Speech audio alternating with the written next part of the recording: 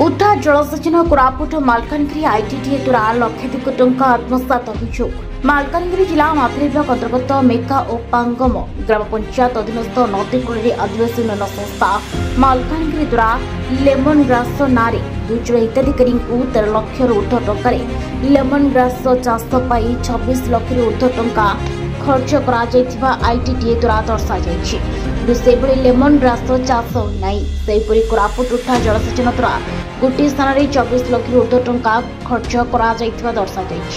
आम प्रतिनिधि उक्त ग्राम में जाई लोकों को बुझीबारु जणागला केवल उठा जलसेचन आदिवासी उन्नयन संस्था द्वारा केवल गोटे दिन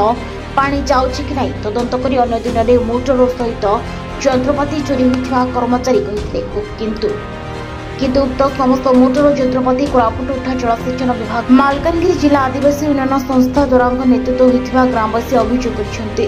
उच्चस्तरीय तदंत सहित विजिलेंस द्वारा तदंत कराजिबाकु दाबी होछि मेका पंचायत मोटर नहीं लगे रहे कब लगे रहे बेटा से 3 वर्ष ऊपर है याला पानी आई लगी ना पूरी फिल्म टेस्टिंग कोला बेले आखन गोटे दिन साल टेस्टिंग कोला बोलके आला तार पते आरे आसने मोटर मन नहीं के गोटे चोरी नहीं गले रात बेले